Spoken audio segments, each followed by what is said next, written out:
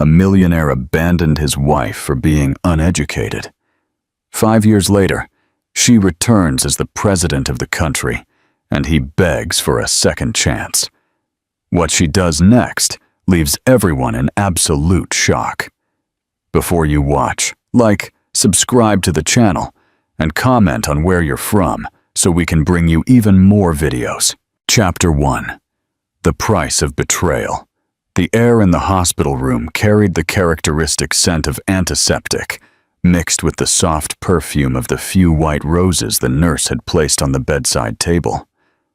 Helena was breathing slowly, each movement of her chest sending waves of pain through her newly cut abdomen.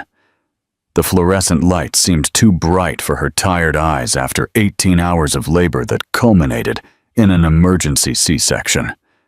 But none of that mattered when her gaze met the small, sleeping bundle in the bassinet next to her bed. "Michael," she whispered, feeling her son's name dance on her lips like a prayer. A 3-pound, 9-ounce miracle that had completely transformed her world in the last 6 hours. The heart monitor next to her bed maintained a constant and comforting rhythm. Beep, beep, beep, like a mechanical lullaby that accompanied the sleep of mother and son on that autumn afternoon. Helena fought against the sleep induced by the painkillers, wanting to absorb every second of that new beginning. Her fingers, still marked by the IV, delicately touched the newborn's cheek. Skin against skin. The most real sensation she had ever experienced. Edward must be on his way, she thought, checking the clock on the wall for the 10th time that hour.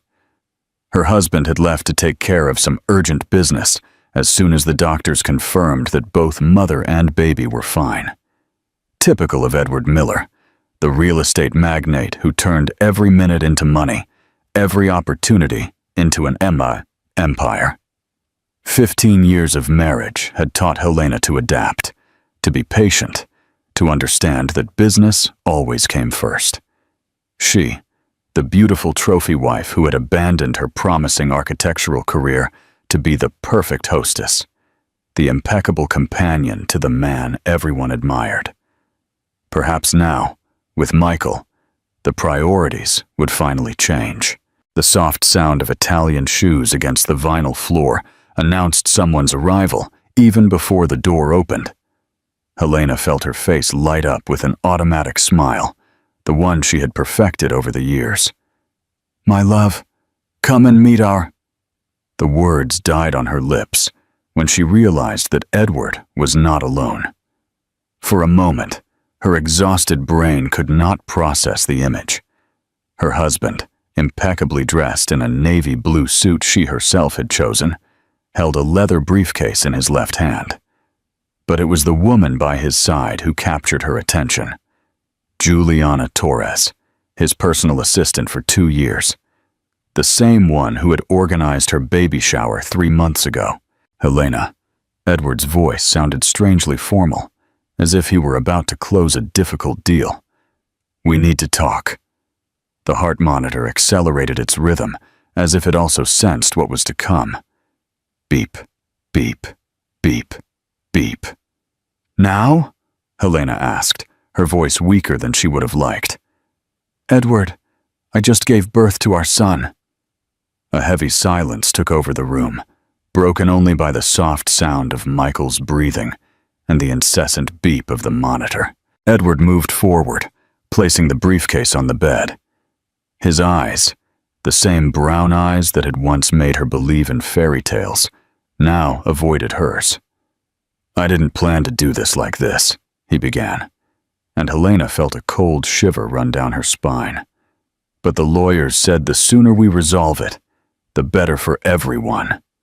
"Resolve what?" The words came out trembling, although deep down she already knew the answer. Edward finally met her eyes, and what Helena saw there was not remorse, but impatience, as if she were just another obstacle in his busy schedule. "I'm filing for divorce, Helena." The world seemed to stop. The beep of the monitor, the smell of the hospital, the fluorescent lights. Everything became distant, as if she were watching the scene from far away. A tingling sensation began in her fingers, running up her arms. "I've found the true love of my life," Edward continued, his hand finding Juliana's, who remained a few steps behind, her face a mask of false compassion. Helena looked at the newborn, her son. So small, so perfect, so oblivious to the fact that his world had just fallen apart before it had even really begun. Then she looked back at the man who had promised to love her forever, 15 years ago, under an altar of flowers and expectations. "You're leaving me? Now?" The words came out as an incredulous whisper. "The papers are all here." Edward pushed the briefcase toward her. "My lawyers were generous in the initial offer, considering the prenuptial agreement significantly limits your rights. But I'm willing to be reasonable, for Michael." The mention of their son's name on Edward's lips awakened something inside Helena, a spark of indignation that quickly turned into a flame. "You planned this, didn't you?" Her voice found strength from somewhere deep inside. "You waited for me to give birth, so you wouldn't have to deal with a pregnant wife in the divorce process, for the press, for your investors." Edward had the decency to look slightly uncomfortable. "Things between us haven't been good for a long time, Helena. You know that, right?" "No," she replied, clarity emerging through the fog of shock and medication. "What I know is that you waited for the moment when I would be most vulnerable, hooked up to monitors, unable to get up, physically and emotionally exhausted." A nurse appeared at the door, alerted probably by the heart monitor, which now registered Helena's growing agitation. "Is everything okay here?" "No," Helena replied, before Edward could intervene. "It's not. I would like these people to leave my room, please." The nurse, catching the palpable tension in the air, nodded firmly. "Sir, it might be better to come back later. The patient needs rest." Edward adjusted his tie, a nervous gesture Helena knew well. "Helena, be reasonable. We can resolve this civilly." It was then that something broke inside her, not her heart. That was already in pieces. But the invisible chains of submission and appearances that had kept her captive for 15 years. With a calmness that surprised even herself, Helena picked up the document briefcase. "You will regret this moment for the rest of your life, Edward." It was not a threat, but a statement, pronounced with the certainty of someone who has just glimpsed the future. Edward's expression wavered for a moment, as if he finally realized the magnitude of what he was doing. But it was just a flicker, quickly replaced by the mask of corporate efficiency he wore as a second skin. "My lawyers will be in touch," he finally said, guiding Juliana out of the room. When the door closed, Helena allowed the tears to finally fall. Not from sadness or despair, but from a primitive anger she had never felt before. She looked at Michael, still sleeping peacefully, oblivious to the storm that had just broken. "It's just you and me now, my love," she whispered, caressing her son's few dark hairs. "But I promise it will be enough. More than enough." Chapter 2. A New Dawn. The next 448 hours passed in a blur of nurses, doctors, unanswered calls, and ignored messages. Helena refused to see anyone other than the medical staff, and Sophia, the housekeeper who had worked in her home for more than a decade. "My heavens, child, what kind of nonsense is this?" Sophia exclaimed when Helena, through contained tears, explained the situation. The older woman, with her gray hair always immaculately pinned in a bun, was the closest thing to a mother Helena had since she lost her parents in an accident years ago. He ended things with me, Sophia," Helena replied, watching Michael in her arms, breastfeeding peacefully, as if 15 years meant nothing. Sophia sat on the edge of the bed, her hands calloused from a lifetime of work, gently stroking Helena's hair. Men like Edward Miller think the world revolves around them because for a long time we allowed it to, she said, with a wisdom that came from experience. But you know what I learned in my 65 years? The universe has a very special way of settling scores. Helena desperately wanted to believe those words, but all she could feel was the overwhelming weight of reality. In less than a week, she would need to leave the hospital and face a world that suddenly seemed vast, hostile, and unknown. "Where do we go, Sophia?" she asked, the vulnerability exposed in every syllable. "I can't go back to that house. Not after this." Sophia squeezed her hand firmly. "My child, do you think after taking care of you for 15 years, I would leave you on the street? My apartment is nothing special, but it has an extra room that will be perfect for Michael's crib." The tears returned in full force, but this time they were of gratitude. "I don't know how I'm going to pay you, Sophia. Edward will probably freeze all the accounts as soon as he realizes I haven't signed the papers immediately. And since when does family pay family?" Sophia replied simply. "Besides, this is temporary. You are Helena Miller. You may have left your career to be a wife, but you never stopped being the brilliant girl who graduated at the top of your architecture class." There, in that moment of absolute fragility, something began to stir inside Helena. A seed of determination planted in the fertile ground of indignation. "I'm going to need a lawyer," she said, more to herself than to Sophia. "Someone who isn't afraid to face the Miller empire." Sophia smiled, a smile that carried the knowledge of someone who had seen many battles. "I know just the person, an old family friend who owes the Millers some favors." Helena's cell phone rang for the 10th time that afternoon. Edward's name flashed on the screen like a painful reminder of reality. "Aren't you going to answer?" Sophia asked. Helena looked at Michael, now asleep after feeding. His face was the perfect image of peace. Then she turned the phone off completely. "No, he wanted war, Sophia, and war is what he'll get." The nurse entered the room with a gentle smile. "How are we feeling, Mommy?" Helena took a deep breath, feeling every pang of physical pain, every fragment of a broken heart, every drop of humiliation. And then, as if making a decision that would change the course of an entire life, she replied, getting stronger by the minute. That night, alone with her son in the hospital room, Helena opened the briefcase that Edward had left behind. Page after page of legal language designed to minimize her participation in 15 years of partnership. Clauses about the mansion, about the businesses, about bank accounts. Everything carefully drafted to leave her with as little as possible. On the last page, where she was supposed to sign, Helena picked up a pen, but instead of her signature, she wrote a single sentence. "You have no idea who I really am." Closing the briefcase, she looked out the hospital window at the city lights that stretched to the horizon. The same city where Edward was considered a king. The same city that would soon discover that even kings can fall. "Your father thinks he's destroyed me today, Michael?"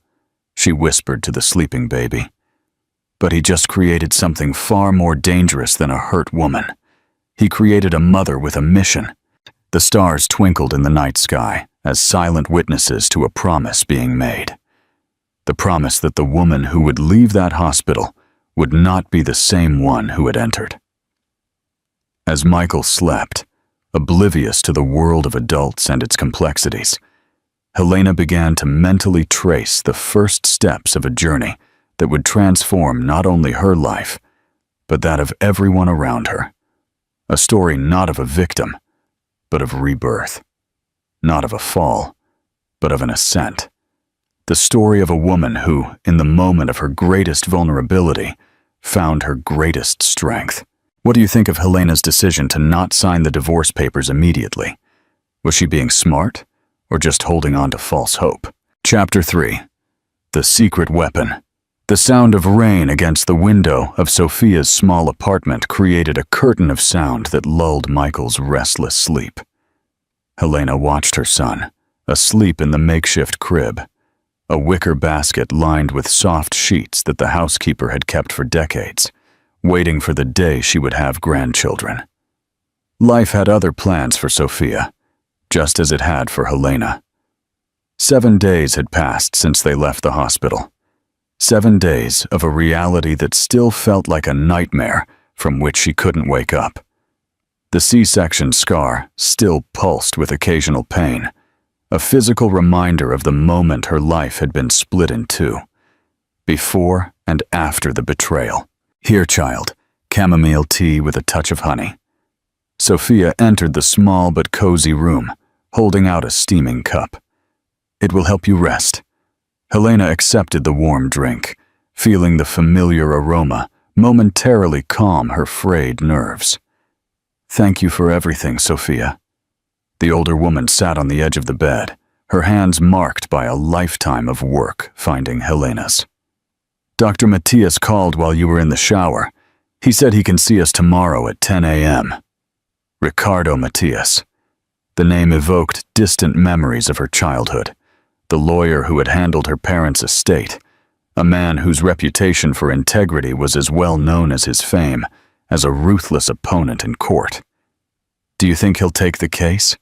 Helena asked, vulnerability escaping through the cracks of her newfound determination. Sophia smiled, that smile that carried the wisdom of 6 decades of life. "Ricardo Matthias watched you take your first steps, Helena. He held your hand at your parents' funeral, and he has a personal score to settle with the Miller family that predates even Edward's birth." Helena looked up, her curiosity momentarily overcoming her exhaustion. "What kind of score?"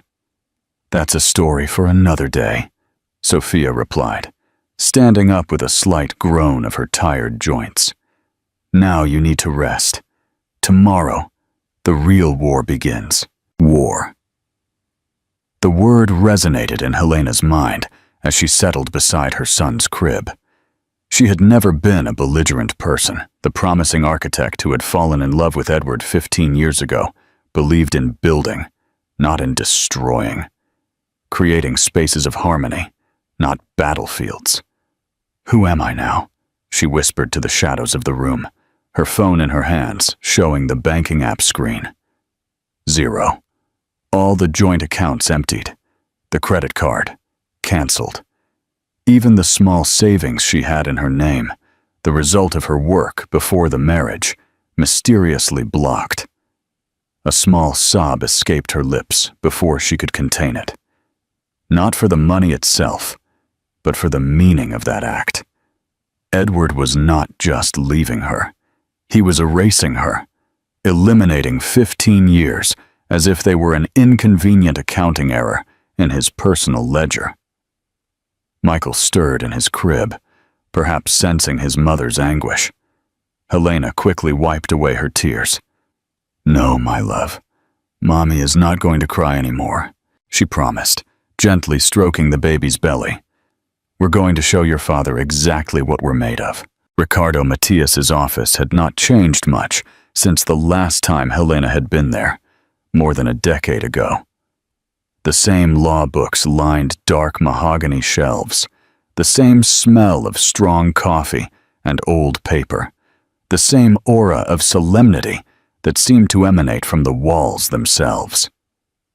"Helena Vasconcelos!" The gray-haired man with incredibly blue eyes stood up when she entered, Michael nestled in her arms. "Or should I say, Helena Mendonça?" "Vance?" she replied, surprised by the firmness in her own voice. "I am in the process of taking back much more than just my maiden name." Ricardo smiled, his expression lines deepening. "That's the Helena I knew. Please, have a seat. Sophia has already filled me in on the general situation, but I need to hear every detail directly from you." Over the next hour, Helena meticulously recounted the events, from the devastating moment in the hospital to the discovery of the empty accounts and canceled cards. Ricardo listened intently, taking occasional notes, his face a professional mask that only occasionally revealed flashes of indignation. "So, let me summarize," he said finally, closing his Mont Blanc pen with a decisive click. "Edward Miller entered your hospital room 6 hours after you gave birth, accompanied by his mistress, to deliver divorce papers. Subsequently, he emptied all joint accounts, canceled your access to financial resources, and, from what Sophia informed me, is spreading among mutual friends that you had some kind of postpartum collapse that made the continuation of the marriage impossible." Helena felt her blood run cold. "He's saying what?"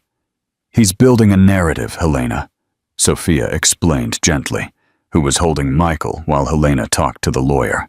"It started with insinuations about your emotional stability, concerned comments about how you were fragile during the pregnancy. The same story was told to 3 of my friends who work in other houses in the neighborhood." The realization hit Helena like a slap.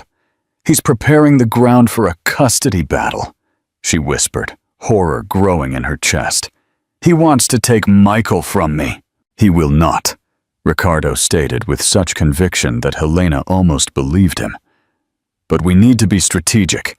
Edward has money, connections, and apparently no scruples. We have the truth, justice, and something he will never have." "What?" Helena asked, holding the hand the lawyer offered her. "Underestimation," he replied with an enigmatic smile. "Edward thinks he is dealing with the trophy wife he molded over 15 years. He has no idea he is facing the daughter of Carlos and Beatrice Vance." For the first time in days, a glimmer of hope lit up inside Helena. Her parents, though they had left too soon, had left a legacy of integrity and strength that lived in her blood. "But we don't have much time," Ricardo continued, his tone returning to pragmatism. "The first preliminary hearing has been scheduled for 6 weeks from now. I need you to document absolutely everything. Every message, every call, every moment with Michael. And more importantly," he slid a card across the table, "this is Dr. Paulo Ribeiro, the best family therapist in the city. You will start weekly sessions with him, not only for your mental health, which is fundamental, but also to establish a professional record of your emotional stability and commitment to Michael's well-being." Helena took the card, feeling the weight of that simple recommendation. "Do you really think he'll try to use my mental health against me?" "I am absolutely sure," Ricardo replied. "And every step we take from now on must be not only defensive, but also preventive." The following weeks passed in a blur of consultations with Ricardo, sessions with Dr. Paulo, sleepless nights with Michael, and days spent trying to rebuild some sense of normalcy. Helena had started to seek out her old contacts from the architecture school, trying to rekindle professional connections that could eventually lead her back into the job market. The notification arrived on a rainy Thursday. The date for the first preliminary separation hearing had been moved up to the following Monday, an obvious tactic to destabilize her, to give her less time to prepare. "He's nervous," Ricardo commented on the phone when Helena called in a panic. "That's good for us. Nervous people make mistakes." On the morning of the hearing, Helena wore the only formal outfit she had managed to bring from the mansion before the locks were changed, a discreet and elegant navy blue dress she had worn on her last wedding anniversary. The irony was not lost on her as she adjusted the fabric over her body, still recovering from the pregnancy. "You look beautiful, child," Sophia affirmed, helping her with the zipper. "A queen preparing for battle." Helena smiled, grateful for the constant presence of the housekeeper who had become her family. "A queen without a kingdom, Sophia." "For now," the older woman replied, her eyes shining with an unshakable certainty. "For now." The family court was an imposing building in the city center, its marble columns projecting an aura of permanence and authority. Helena felt a tremor run through her body as she climbed the steps. Michael nestled against her chest in a carefully adjusted sling. "Remember," Ricardo murmured at her side, "stay calm, no matter what happens in there. They'll be watching your every expression, your every reaction." "They?" "Edward won't come alone. I have information that, in addition to his legal team, he will bring—" The lawyer's words were interrupted by the sight that awaited them in the main lobby. Edward, impeccable in a gray Italian suit, was accompanied not only by 3 severe-looking lawyers, but also by Juliana, his assistant, now mistress, and, to Helena's shock, by Dr. Monica Silvera, the obstetrician who had performed her prenatal care throughout the pregnancy. "What the hell is she doing here?" Helena whispered, feeling her legs go weak. Ricardo held her elbow firmly, keeping her upright. "Exactly what we suspected. They are building the case on your supposed instability. They probably convinced the doctor to testify about some episode of anxiety or emotion during your pregnancy, twisting it as evidence of your inability." The betrayal of that woman, who had held her hand during contractions, who had brought Michael into the world, hit Helena with an unexpected force. It was as if every pillar of her old life was being systematically destroyed. Michael stirred against her chest, and that small movement reignited her determination. "Let's get this over with," she said, lifting her chin and walking directly toward her ex-husband. Edward seemed momentarily disconcerted to see her approach with such confidence. His eyes lowered to Michael, and for a fleeting instant, something akin to genuine emotion crossed his face. "Helena," he greeted formally. "You're, well, better than ever, Edward," she replied, her voice controlled and clear. "Michael is also doing great, in case you were actually interested in knowing." Before he could reply, the doors to the courtroom opened and everyone was called to enter. The preliminary hearing went exactly as Ricardo had predicted. Edward's team presented a carefully constructed image of Helena as an emotionally unstable woman, potentially incapable of properly caring for her son without supervision. Dr. Monica, avoiding Helena's gaze, spoke of episodes of severe anxiety during the 3rd trimester, conveniently omitting that such episodes coincided with the period when Edward began to be absent for days at a time on business trips. Then came the blow Helena didn't expect. "Your Honor, we would like to present documentary evidence," Edward's lead lawyer announced, handing a folder to the judge. "These are copies of electronic conversations between Mrs. Miller and her former therapist, Dr. Luisa Campos, dated approximately 2 years ago, where she expresses significant doubts about her desire to become a mother." Helena felt the blood drain from her face. Those sessions had occurred during a difficult period in her marriage, when Edward was constantly pressuring her for the child he considered necessary to complete their perfect family. She had sought therapy precisely to process the pressure she felt, not because she rejected motherhood. "How did they get that?" she whispered to Ricardo, horrified. "Those conversations are confidential." Ricardo squeezed her hand under the table. "This is illegal. They are desperate." The judge, a middle-aged man with an impassive expression, examined the documents for a long moment before looking up. "Mr. Pereira," he addressed Edward's lawyer, "the court is curious as to how these documents protected by professional secrecy came into your possession." A tense silence hung over the room. Helena watched a flicker of concern cross Edward's face for the first time. "Your Honor," Ricardo stood up, his voice calm and controlled. "We would like to register our vehement objection, not only to the admissibility of this evidence obtained in a clearly illegal manner, but also to the systematic tactic of defamation employed by the opposing party. In fact, this raises serious questions about other possible unethical behaviors that may be occurring." The judge nodded gravely. "I agree, Dr. Matthias. These documents will be disregarded, and I strongly warn Mr. Miller's team about the ethical and legal implications of presenting evidence obtained by questionable means. It was at that moment, watching Edward's face harden with poorly concealed anger, that Helena fully understood. Her ex-husband had planned this for months, perhaps years. The betrayal in the hospital had not been an impulse, but the culmination of a carefully orchestrated strategy. Your Honor, Ricardo continued, we would like to request full access to Mr. Miller's financial records from the last 5 years. We have reason to believe that there has been significant dissipation of marital assets in anticipation of this divorce. Edward shifted uncomfortably in his chair, and Helena realized that there was more to this story than she knew. Much more. When the hearing ended, 2 hours later, Helena felt exhausted, but strangely invigorated.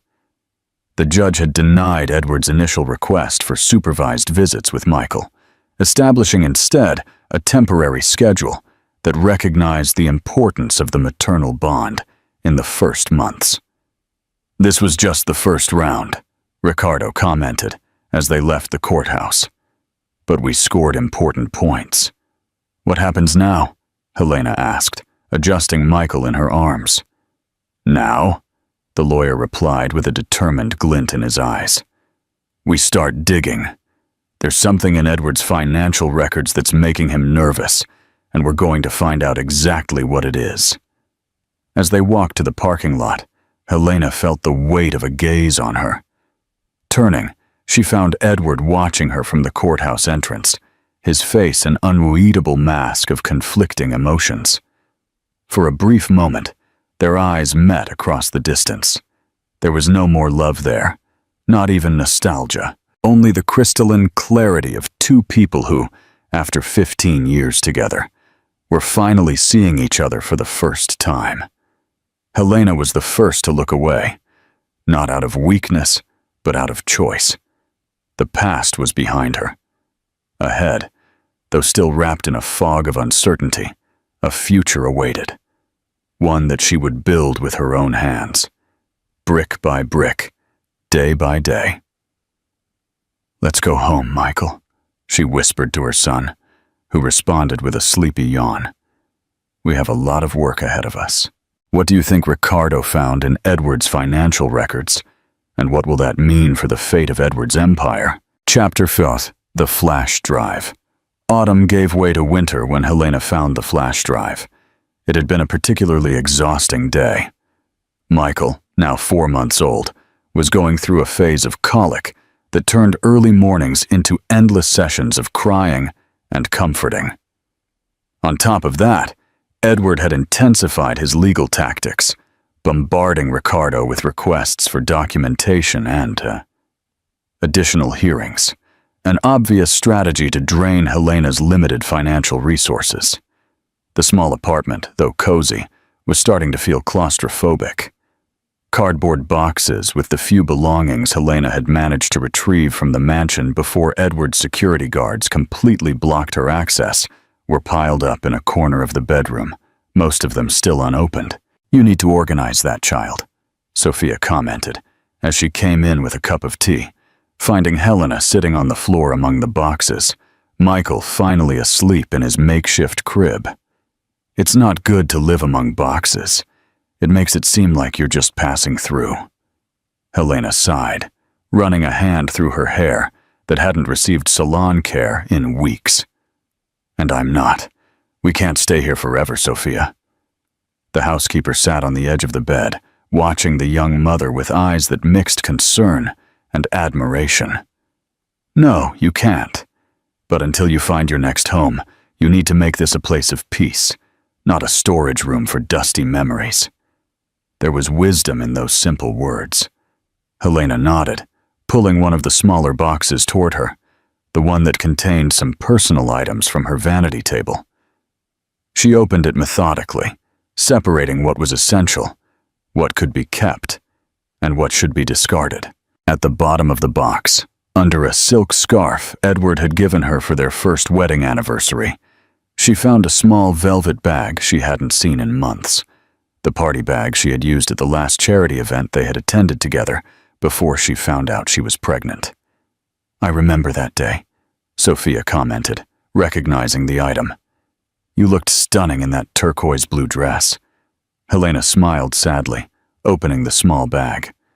A lipstick, a compact mirror, an extra credit card that Edward had probably already canceled, and a small black flash drive with no identification. "What is this?" she murmured more to herself than to Sophia, turning the object between her fingers. Fragmented memories of that night emerged slowly. The party at the Children of the Future Foundation. Edward was exceptionally distracted, constantly on the phone. The quick conversation with Henry Dalton, the CFO of the Miller Group, who was visibly nervous as he slipped something into her bag while Edward was busy with investors. "Keep this," he had whispered. "Don't mention it to anyone, not even to Edward." At the time, Helena had been confused, even a little frightened by Henry's intensity. Between the excitement of the party and the discovery of her pregnancy the following week, the strange episode and the flash drive had been completely forgotten. "Sophia, I need to use a computer," Helena said, getting up with a sudden urgency. The housekeeper raised an eyebrow. "My nephew's old laptop is in the kitchen drawer. It's nothing fancy, but it works." With slightly trembling hands, Helena connected the flash drive to the computer. Nothing happened initially. Then, a window opened, asking for a password. "Damn," she murmured. She tried the obvious passwords: Edward's birthday, their wedding date, even the company name.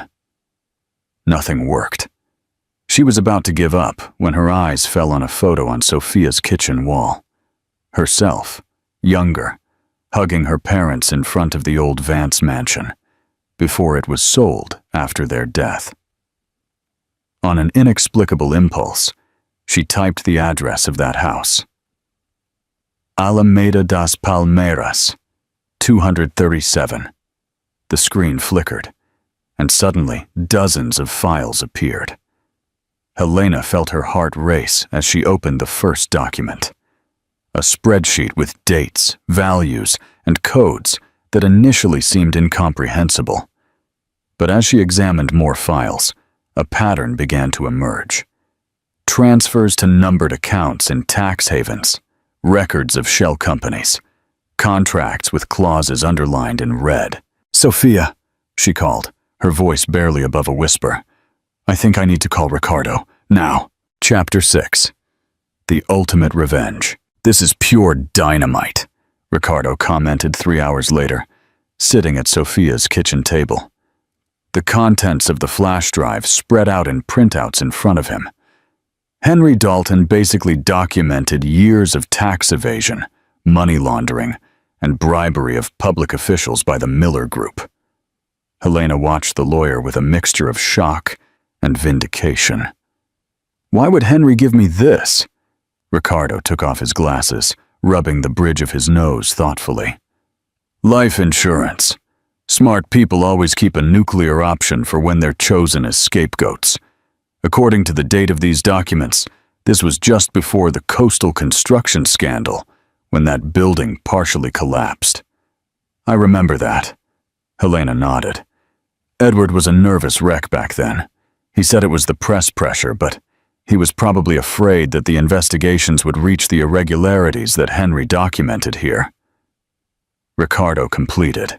"What I don't understand is why he chose you as the custodian of this material." Helena reflected for a moment, recalling her years of living with the discreet finance executive of her ex-husband's empire. "Henry always treated me with respect, unlike the other executives who saw me as just a trophy wife. Maybe he knew what Edward was planning. Maybe he wanted to give me a form of protection." Ricardo carefully gathered the papers. "Whatever the reason, this completely changes the game. Edward Miller is not just a cheating husband. He's a criminal who could face years in prison if this becomes public." A chill ran down Helena's spine. "What do we do now?" The lawyer looked at her with seriousness. That's up to you, Helena. We can use this information as leverage in the divorce negotiations. Guarantee an extremely favorable settlement in exchange for your silence. Or we can turn everything over to the authorities, she completed, feeling the weight of that choice. Ricardo nodded gravely. But understand the implications. If Edward is criminally prosecuted, it will affect the companies. Innocent employees could lose their jobs.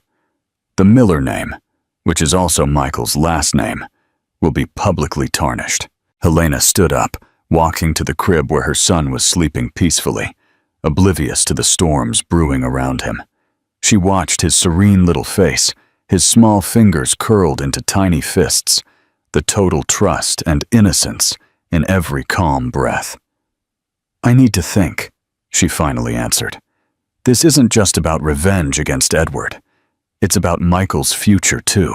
The next morning, while feeding Michael, Helena was surprised by a call from an unknown number.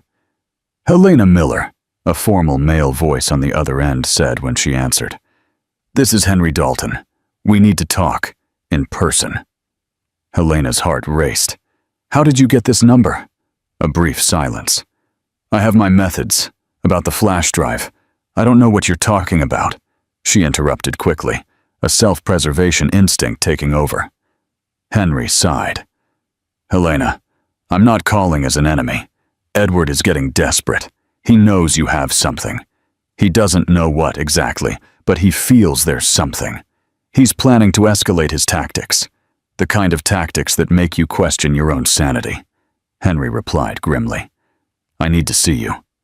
Cafe Antonella, at 2 p.m. Come alone. The call was ended before Helena could reply. Cafe Antonella was on a side street in the historic downtown, away from the circuits frequented by the city's business elite. A discreet place with dark wood tables and soft lighting, where no one paid much attention to the other customers. Helena arrived 5 minutes before the scheduled time, Michael asleep in his stroller beside her. She chose a table in the back from where she could observe the entrance. Henry appeared punctually at 2, his usual impeccable suit replaced by jeans and a simple shirt. He seemed to have aged years since the last time Helena had seen him. Thank you for coming, he said, sitting across from her, looking briefly at Michael with a softened expression. He has grown.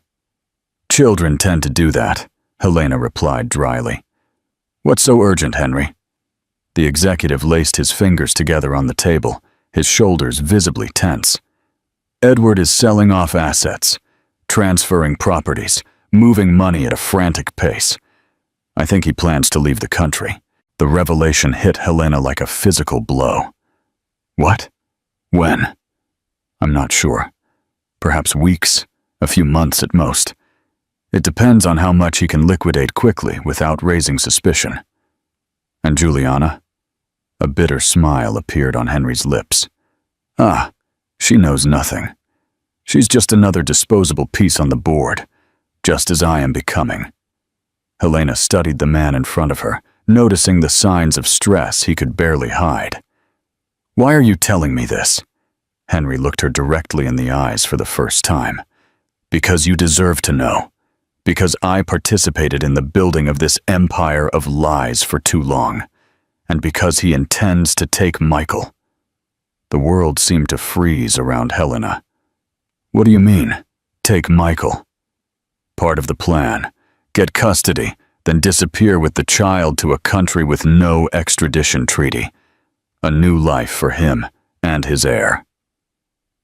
Helena felt a wave of nausea and anger so intense that for a moment she feared she would pass out. Instinctively, her hand moved to the stroller, touching Michael as if to make sure he was still there.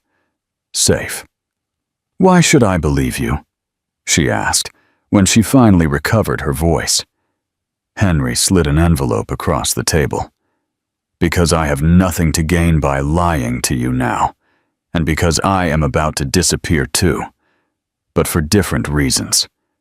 Here is more documentation, emails, recorded conversations, the complete plan. Use it however you see fit. He stood up, leaving some bills on the table for the coffee he hadn't even ordered.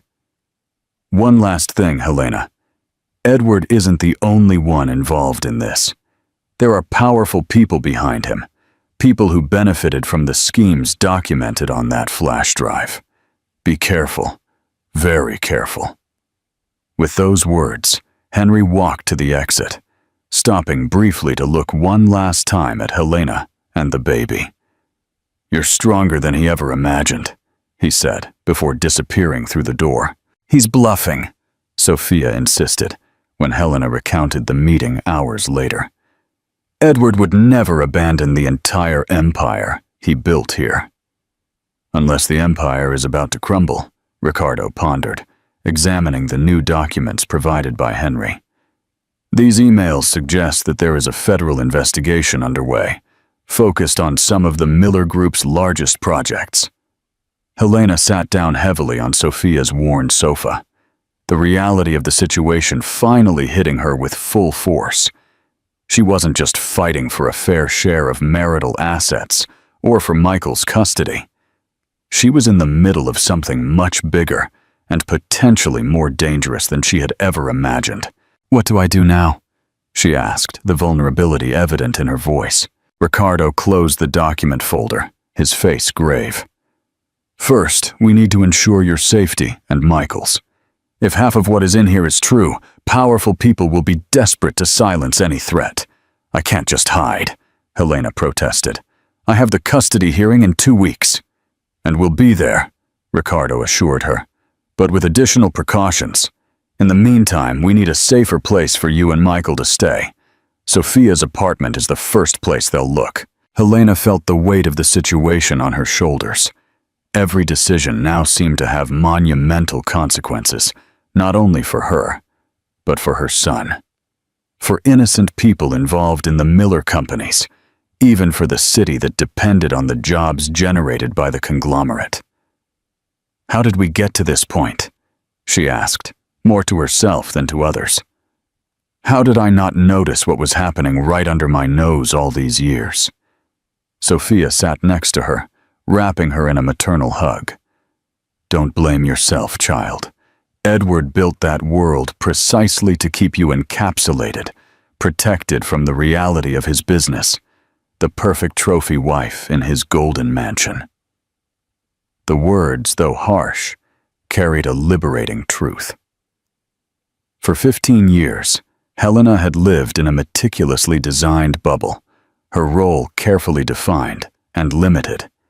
The brilliant architect slowly transformed into an hostess of charity events and a decorative companion.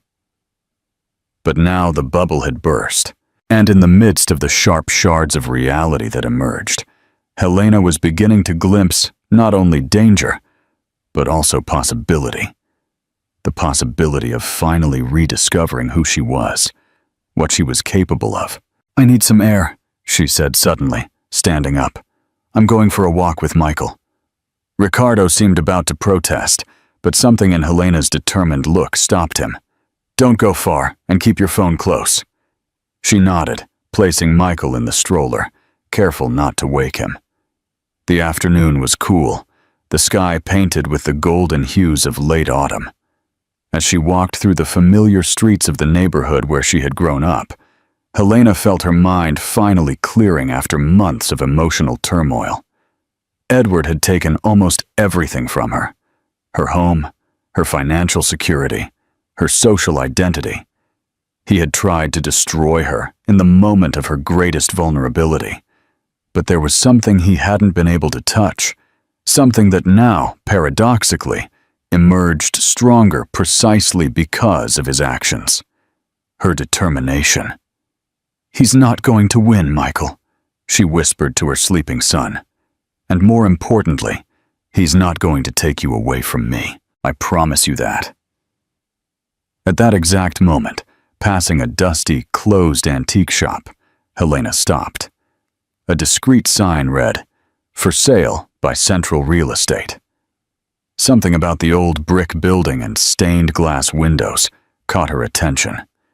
Perhaps the way the afternoon light reflected off the dusty panes or the quiet dignity of a structure that, though neglected, still held its character.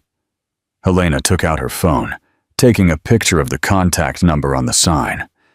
She didn't know exactly why, but she felt she had just found an important piece of the complex puzzle her life had become. A piece that, in some still undefined way, would be fundamental to her transformation from victim to protagonist of her own story. Chapter 7.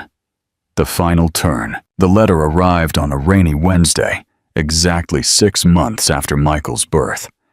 Helena was trying to calm the baby, who seemed particularly fussy that morning, when Sophia entered the small room with a brown envelope in her hands.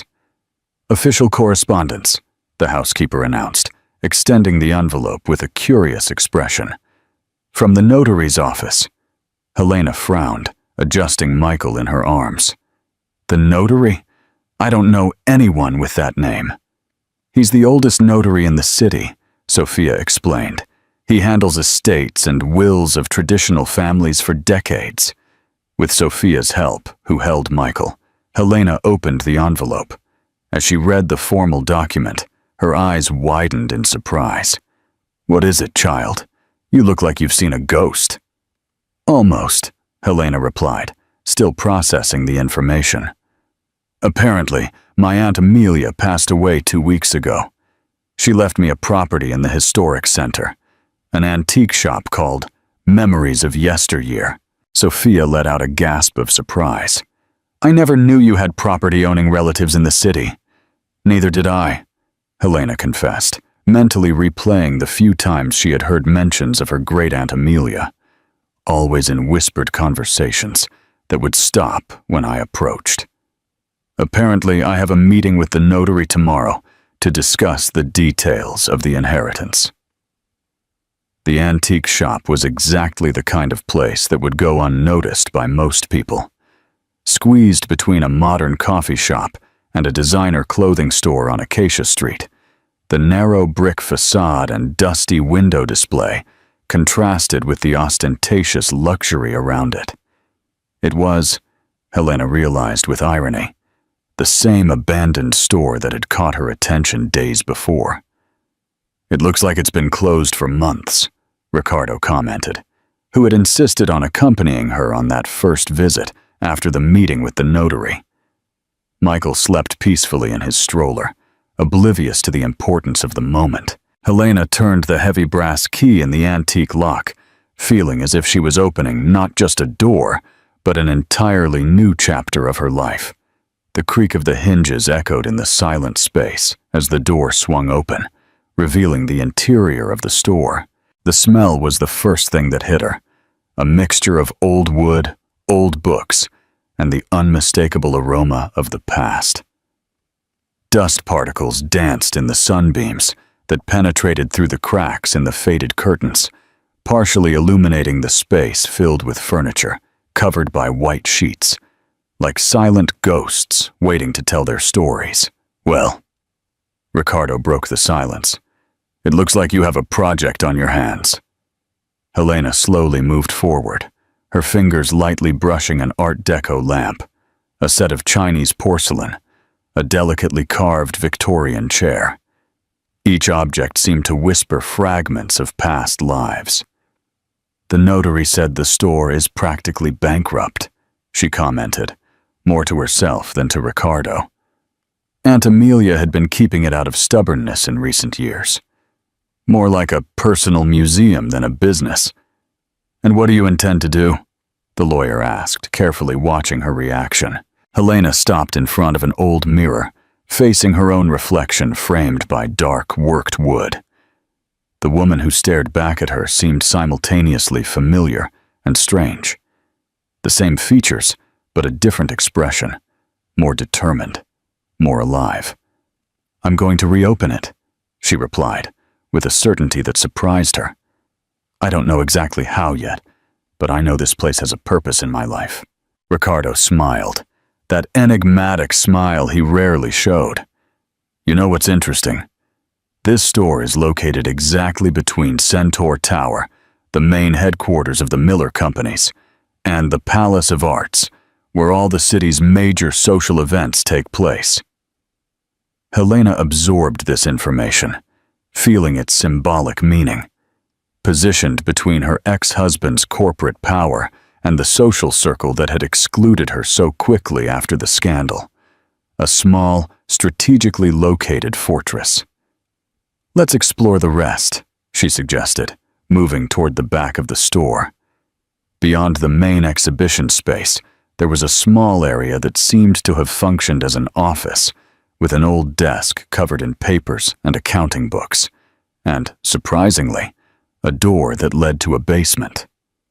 "I didn't know buildings in this part of the city had basements," Ricardo commented as Helena turned on the light, revealing a wooden staircase that descended into the darkness. "Aunt Amelia certainly kept her secrets," Helena replied, beginning to carefully go down the steps. The basement was considerably larger than the store above. Dark wood shelves lined the walls, filled with boxes, documents, and objects carefully organized. In the center, a large solid wood table supported what appeared to be an old map of the city. "Helena," Ricardo called, his voice suddenly serious. "Come see this." He was in front of a bookshelf in the farthest corner, holding what looked like a photo album. When Helena approached, she saw the image that had captured the lawyer's attention, a sepia photograph showing a group of men in formal attire from the early century in front of a construction site. "Do you recognize anyone?" Ricardo asked. Helena carefully examined the image until her eyes rested on a familiar face, even decades younger. "This is Alfredo Miller," she whispered. "Edward's grandfather." Ricardo nodded gravely. "And do you know who this is next to him?" He pointed to a tall man with an elegant posture. "I have no idea." "Carlos Vance, your grandfather." Helena felt the air escape her lungs. "How do you know?" "Because I recognize him from the photographs in my father's office. Our fathers were partners for a while, remember?" She took the album, slowly turning the pages. More photographs of the two men, old documents, newspaper clippings, and then a deed of partnership for the development of what is today the most exclusive neighborhood in the city, Vance Miller Urban Development Society. Helena read it aloud, the revelation hitting her like a wave. "My grandfather and Edward's grandfather were partners." Ricardo picked up another document from a nearby box, examining it with growing interest. "Not just partners. From what it looks like here, the Vances were the original owners of a large part of the land. The Millers came in with the capital for development. In the following hours, they plunged into an ocean of documents, discovering a story buried for decades. The story of how the Miller family had gradually, over 2 generations, pushed the Vances out of the business, using legal manipulations, obscure clauses, and, eventually, taking advantage of the premature death of Helena's father to consolidate total control. "This explains a lot," Helena murmured when they finally emerged from the basement, carrying boxes of documents that Ricardo considered most relevant. "Edward's obsession with me since college, his father's discomfort when he found out we were dating. They knew who I was, and they probably feared you would discover the truth about the empire they built," Ricardo completed, "which ironically was built in part on properties that once belonged to your family." Michael woke up at that moment, his small whimpers quickly evolving into a cry that echoed in the empty space of the store. Helena picked him up, gently rocking him as she watched the space around her with new eyes. "I think we've found our new home, Michael," she whispered to her son, feeling a renewed determination growing inside her. "And much more than that, we've found our way back." What an incredible twist. What do you think Helena will do with this new information? What kind of revenge will she seek? Chapter 8. The Return. The soft autumn breeze carried the scent of the sea, mixed with the perfume of fresh roses that decorated the garden. The afternoon sun bathed in golden light The small celebration that was taking place in the back of the antique shop now transformed into an elegant cultural center that celebrated local history. Living memories. The new name Helena had chosen for the space had become, in just 2 years, a respected meeting point for the community. Michael, celebrating his 2nd birthday, ran among the guests with the inexhaustible energy typical of his age, his dark curls bouncing with every movement, his crystalline laughter echoing as the purest expression of joy.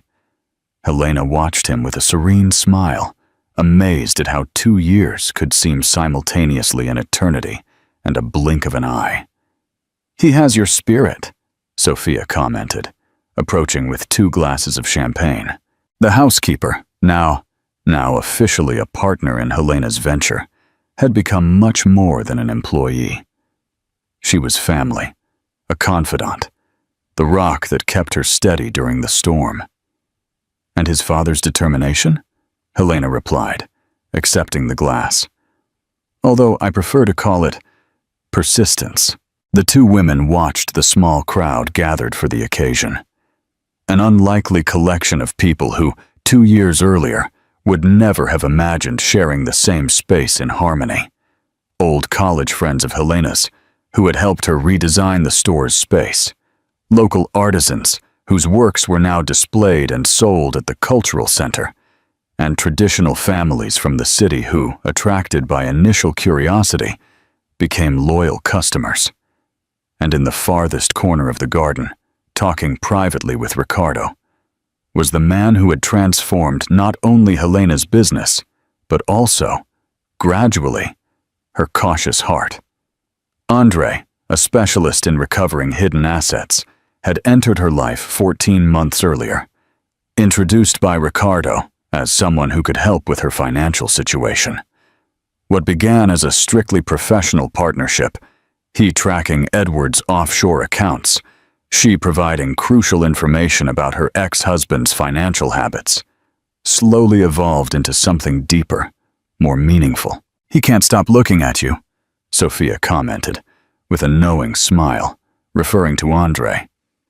Helena felt a familiar warmth rise to her cheeks.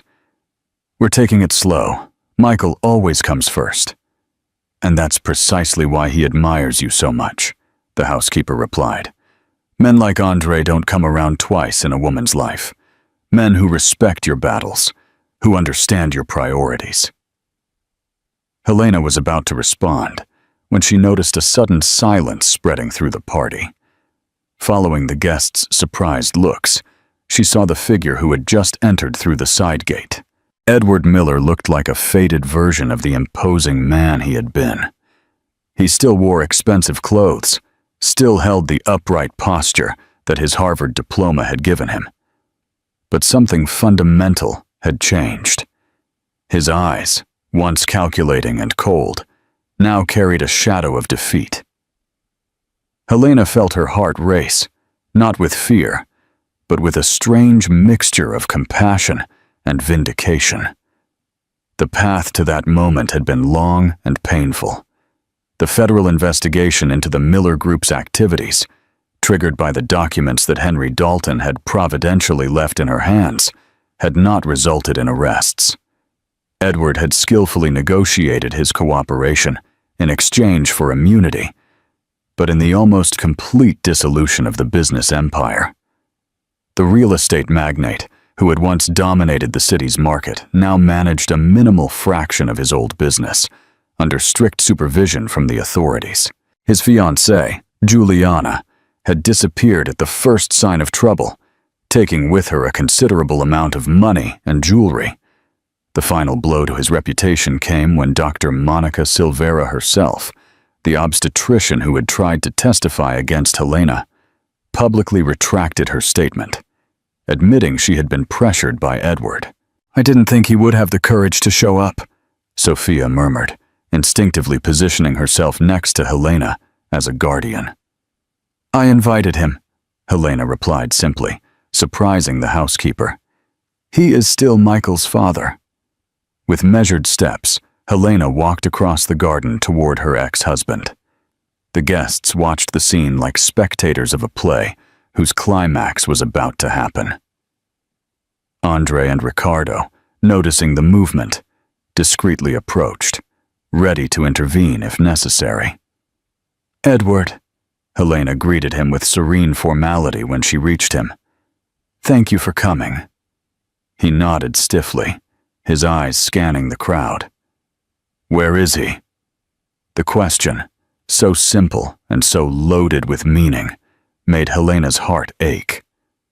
In 2 years, Edward had seen his son only 6 times, always in supervised visits determined by the court. "Michael is playing with the other children," she replied, indicating a small group gathered around an arts and crafts table. "You can go there. He knows who you are." Edward hesitated, an unexpected vulnerability crossing his face. "Does he talk about me? Does he remember me?" "He knows that when he was a baby he didn't have a father, but now he does. That's our story," she replied. "He has your photograph next to his bed." "He has my photograph next to his bed?" he repeated. "I'm the one who doesn't have a photograph of him. We will make up for lost time," she said softly. "But first, go to him. He's celebrating his 2nd birthday today. It's a very important day." As Edward walked hesitantly toward his son, Helena felt a presence beside her. It was Sophia, who had been watching the scene with an enigmatic expression. "You could have destroyed him completely," the older woman commented bluntly. "You had all the weapons you needed." Helena studied the aristocratic profile of Sophia, the same striking features that Edward had inherited, the same posture that commanded respect. "Destruction was never my goal," Helena replied sincerely. "Justice? Yes. Protection for my son? Absolutely. But revenge for the sake of revenge? That would only consume us all." Sophia nodded slowly, a reluctant respect dawning in her eyes. "The Vances were always wise. That's what attracted my father-in-law to your grandfather initially, before greed entered the equation." The 2 women watched in silence as Edward knelt awkwardly in front of Michael. The boy looked at his father with curiosity, offering him a piece of cake in his small hand. What an incredible twist. "What do you think of Helena's decision to forgive her ex-husband and let him back into their lives? Was she right to do it?" Chapter 9. The Final Act. The summer continued, and with it came a deepening of the bonds between everyone. The antique shop turned cultural center was thriving. The money that Henry Dalton had stolen from Edward's family and returned to Helena had been used to acquire the building, a space that became a symbol of her transformation. Her project, now called Gems of a New Life, was providing opportunities for dozens of women in the community. As for Edward, his visits to Michael became a priority in his life. He found his greatest joy in the simplest moments, reading bedtime stories to his son, teaching him how to draw, and seeing his face light up with happiness. He was a good father, and Michael loved him unconditionally. A year after the gala, Helena and Andre stood in the garden, watching the sunset. He had been her rock, her confidant, her partner in business and in life. She had learned to trust him, to lean on him, and to love him for the man he was, honest, kind, and supportive. "I don't think I could have done it without you, Andre," she confessed. "You helped me rediscover who I am." "You were always that person, Helena," he replied. "You just needed someone to remind you." He then got down on one knee, holding a small velvet box. "I don't have a family crest or a multi-million-dollar business, but I have you, I have Michael, and I have a life I want to build with you." He opened the box to reveal a beautiful ring with a small, unpolished stone in the center. "It's a rough amethyst, from the same community your project started in. It's not perfect, but it's real, just like our love." Helena's eyes welled up with tears. "Yes," she said. Yes, 1,000 times yes. And they were married in the garden of the antique shop a few months later, surrounded by friends and family. It was a simple wedding, but it was filled with love and laughter. It wasn't about status or money, but about two people who had found their way back to each other, against all odds. It was the perfect ending to a story that began with a lie, and that's where our story ends. But the legacy of Helena's life continues. Her journey from a humiliated wife to a respected entrepreneur and leader shows us that our true value is not defined by money or status, but by our resilience, our courage, and our capacity to love. As for Edward, his downfall was a harsh lesson, but one that he needed to learn. He may have lost his empire, but he gained a second chance to be a father to his son. And in the end, he learned that the most precious things in life are the ones that can't be bought. He learned that the only legacy that truly matters is the one you build with love. What an incredible journey of resilience and transformation. What does Helena's story teach you about finding success and happiness after adversity? Share your deepest thoughts in the comments. Don't forget to like this video and subscribe for more inspiring and true-to-life narratives.